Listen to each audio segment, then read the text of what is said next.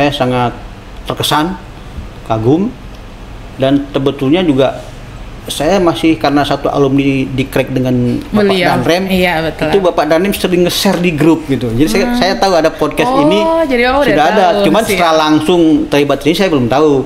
Nah, begitu melihat langsung di sini, wah, ternyata memang hebat. Danrem ini bisa membangun podcast yang juga bisa memberikan informasi yang bersifat mungkin edukatif kepada prajurit maupun personil Angkatan Darat, baik itu mungkin di wilayah Korem 151, bahkan kalau bisa ini secara nasional bisa juga merupakan informasi maupun edukasi kepada seluruh prajurit ataupun personil yang melihat ataupun mendengar acara podcast ini. Iya, betul. Jadi sangat-sangat baik dan saya sangat terkesan. Bisa kita lanjutkan, mungkin bisa dicontoh juga oleh satuan-satuan lain bisa membuat ataupun menyelenggarakan podcast seperti ini.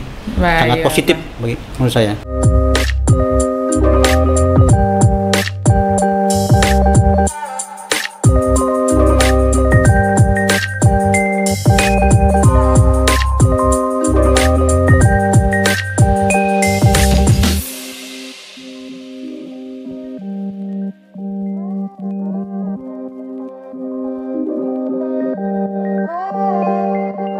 Halo sahabat dan followers podcast 151 Binaya dimanapun berada. Apa kabar semuanya? Baik, tentunya diharapkan dalam keadaan sehat. Kembali lagi bersama saya Serdako Travela Aprilia Masasail. Nah, pada kesempatan kita kali ini kita kedatangan tamu yang luar biasa dan nggak kalah luar biasa dari tamu-tamu sebelumnya. Jadi dalam 45 menit ke depan, saya Serdako Travela Aprilia Masasail akan menemani kalian, dan jangan lupa nonton video singkat ini di Rumah Podcast 151 Binaya Official YouTube channel. Baik, kali ini kita kedatangan tamu yaitu Wakil Direktur Keuangan Angkatan Darat, Bapak Kolonel CKU Heri Hairudin. Siap, Bapak. Selamat siang, Bapak. Selamat siang. Apa kabarnya, Bapak? Alhamdulillah sehat. Sehat. Baik, Bapak. Nah, Bapak, sebelum kita masuk ke materi podcast kita kali ini, mungkin Bapak boleh memperkenalkan diri secara singkat, Bapak, biar teman-teman kita, followers podcast 151 Binaya, bisa mengenal Bapak lebih dekat. Baik, nama saya Kolonel CKU Heri Hairudin, jabatan sekarang Wakil Direktur Keuangan TNI Angkatan Darat. Saya lulusan Akademi Militer tahun 96. Kalau 96. Kalau beliau 92, saya 96. Kemudian saya asalnya dari Bandung, Jawa Barat. Saya sudah menjabat sebagai Wakil Direktur Keuangan Angkatan Darat ini kurang lebih sekitar setahun lebih. Setahun lebih. Kita tunggu bahwa kita ini semua sudah ada jalannya masing-masing.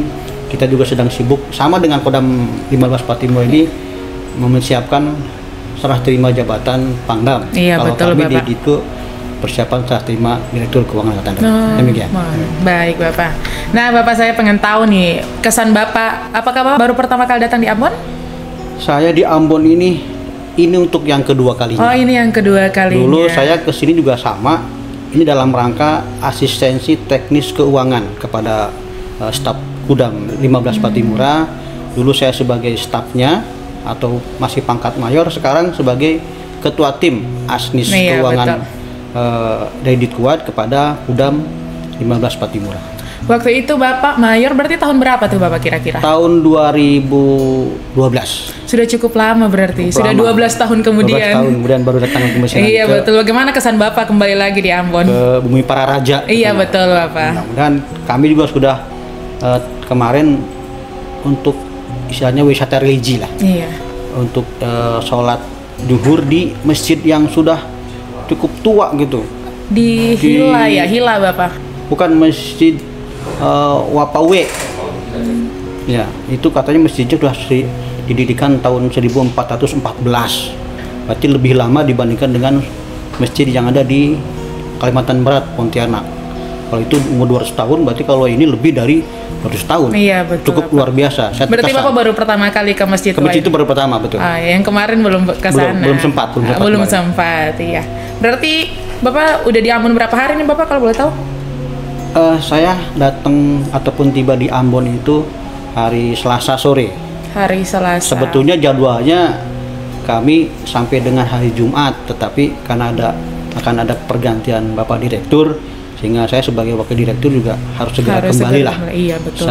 Secara tanggung jawab moral saya juga harus ikut memonitor, mempersiapkan proses serah terima jabatan Direktur Keuangan Angkatan Darat. Betul. Baik Bapak, terima kasih Bapak. Nah Bapak, saya ingin tahu juga nih tugas Bapak sebagai Wadirkuat di Angkatan Darat.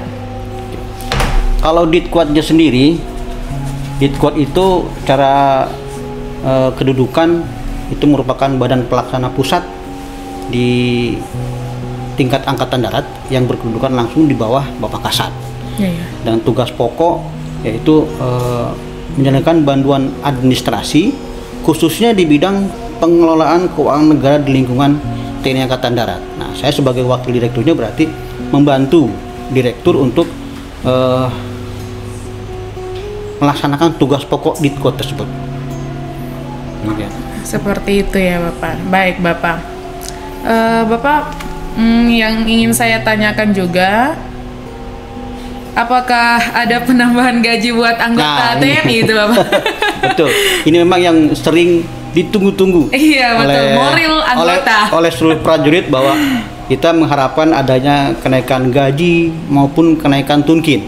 Iya, sebetulnya betul, tahun 2024 ini kita sudah menerima ataupun melaksanakan kenaikan gaji sesuai dengan Perpres nomor 11 tahun 2024. Kita kemarin sudah naik gajinya, cuma kita nggak terasa karena gaji itu langsung masuk ke rekening dan dirapel masuk ke rekening masing-masing. Apalagi kalau misalkan gaji itu yang pegang istri. Pasti prajurit tidak tahu, tidak terasa istilahnya gitu.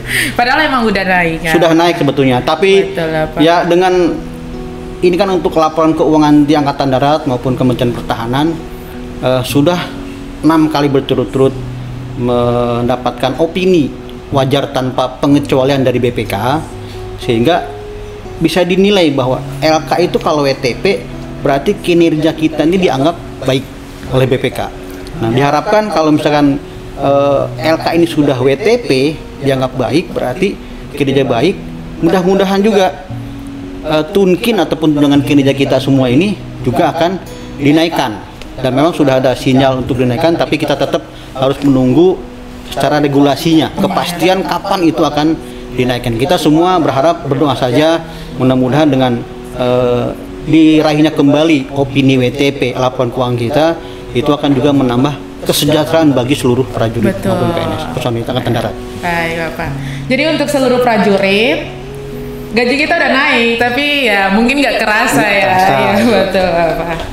Nah Bapak, bagaimana langkah dan strategi keuangan Angkatan Darat ke depan apabila dihadapkan pada era digitalisasi informasi dan teknologi saat ini Bapak?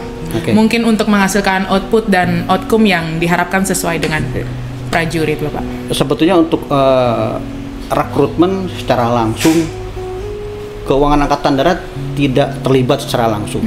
Tetapi dulu saya pernah jadi Kasubdi Bincab, punya ide bahwa kita ini juga para Kaku Kotama sudah saya perintahkan waktu itu atas nama direktur buat ST kepada para Kaku Kotama untuk aktif.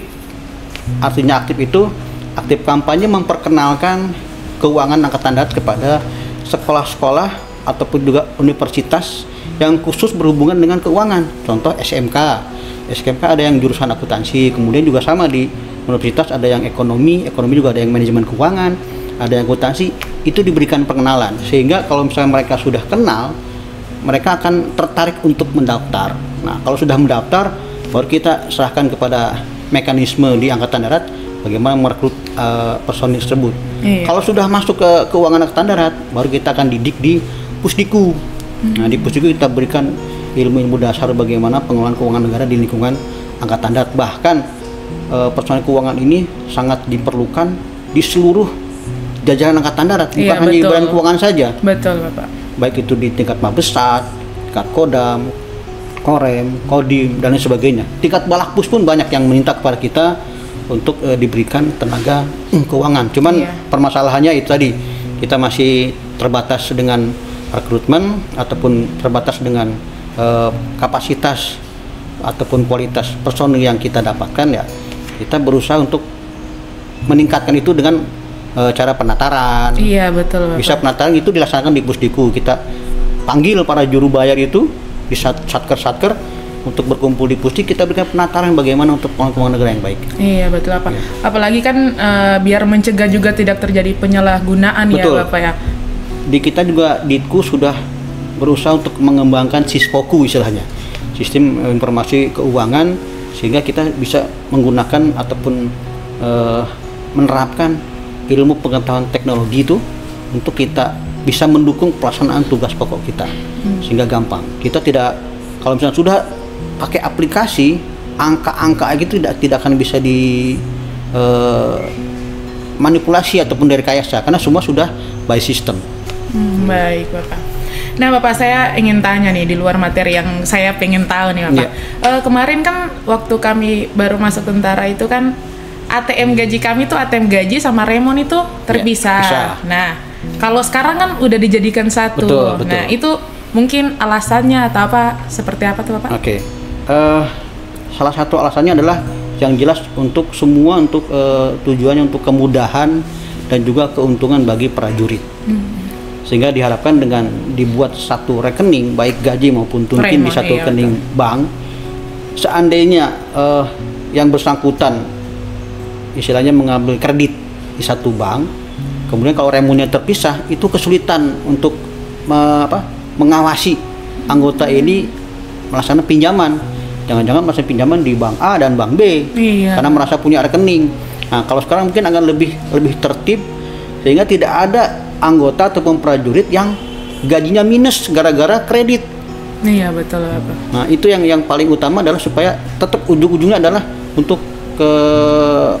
manfaatkan anggota mendapatkan manfaat supaya tidak terjebak pada kredit yang berlebihan lah, ataupun kredit yang untuk konsumtif. Kalau misalnya dia untuk bisa produktif, itu lebih bagus lagi sebetulnya, sehingga lebih tertib kalau sekarang. Dan juga bisa untuk mengantisipasi penyelewengan juga. Iya betul. Yang sampai nanti rekening itu beda-beda kan agak susah untuk, kalau rekening banyak kita susah untuk mengawasinya. Kalau satu akan lebih mudah istilahnya. Begitu. Iya baik Bapak, terima kasih atas penjelasannya. Mungkin sekarang saya sudah mengerti kenapa bisa disatukan rekeningnya.